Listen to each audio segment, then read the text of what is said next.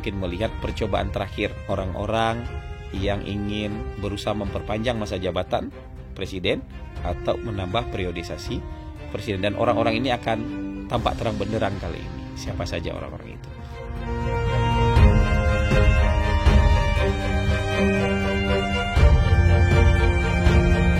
Tapi orang-orang ini lupa ya, bahwa di publik ini sama sekali nggak dapat dukungan. Kalau elit yang punya dukungan ini pasti ada aja. Ada kepala lembaga negara, ada ketua lembaga tinggi negara, ada. Ada aja yang mendukung ini pasti ada. Karena mereka mungkin merasa juga diuntungkan kalau misalnya ada perpanjangan. Kalau misalnya ada penambahan periode. Tapi yang mereka lupa adalah bahwa sekarang masyarakat itu seluruhnya sudah melek politik. Walaupun dengan melek dengan cara yang sangat sederhana sekali, tapi untuk yang satu ini semuanya melek 100%.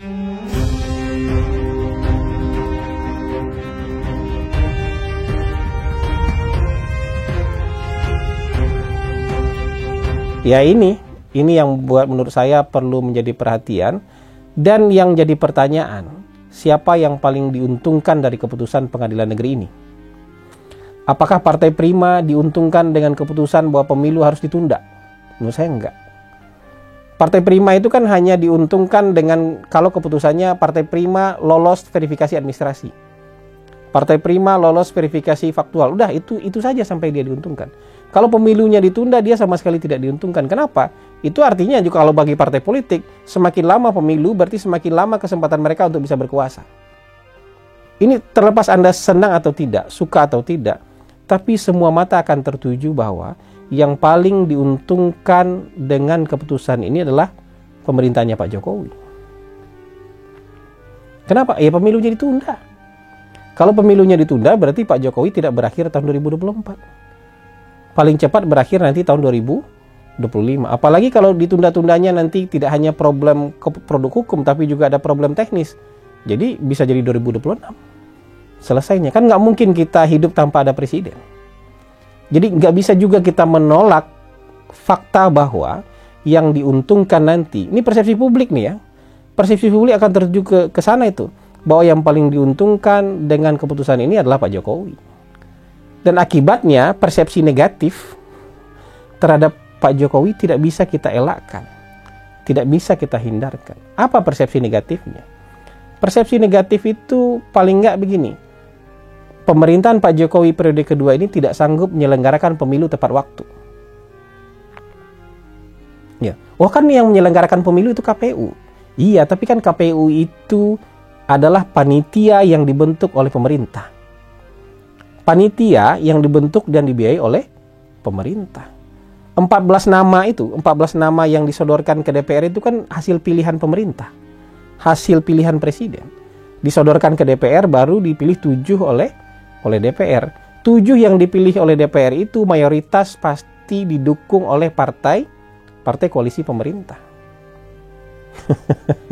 Jadi kayak gitu. Jadi tudingannya akan seperti itu. Kok ada orang yang berada dalam posisi kunci nih, Menko, mengatakan merubah konstitusi dengan jumlah orang berapa banyak yang mau mendukung. Ini yang harus dilawan. Semua upaya menunda pemilu dari manapun asalnya, catat nih, dari manapun asalnya akan bermuara kepada Pak Presiden. Karena akhirnya yang paling diuntungkan dalam soal ini adalah Pak Presiden. Sekalipun Pak Jokowi nggak mau, tapi tudingan itu akan sampai kepada Pak Jokowi. Dan upaya menunda pemilu ini, saya sudah pernah ngomong mungkin dalam salah satu tayangan podcast saya, itu kayak membakar jerami kering. Mudah sekali untuk disulut, untuk menciptakan, untuk menyebabkan terjadinya instabilitas politik. Gitu. Dan kalau itu tersulut nanti, kalau itu kemudian mudah untuk digerakkan menjadi ketidakpercayaan terhadap pemerintah, maka akan muncul Panglima Revolusi Baru. Dan Panglima Revolusi Baru itu, percaya sama saya, bukan lahir dari kalangan pendukung pemerintah. Bukan lahir dari partai pendukung pemerintah. Dia pasti lahir dari orang-orang yang hari ini dalam posisi tidak mendukung pemerintah. Kita tidak pernah membayangkan ada petinggi menyatakan mari kita ubah konstitusi. Tidak pernah membayangkan. Kalaupun ada itu pertemuan ruang-ruang tertutup, bukan? Tapi di ruang terbuka mengatakan itu tidak pernah terbayang. Kok ada orang yang berada dalam posisi kunci nih, Menko, mengatakan merubah konstitusi dengan jumlah orang berapa banyak yang mau mendukung.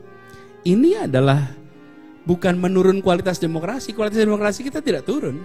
Hanya orang-orang yang tidak komit pada demokrasi itu makin berani mengungkapkan pikirannya secara terbuka, tidak tabu. Ini yang harus dilawan.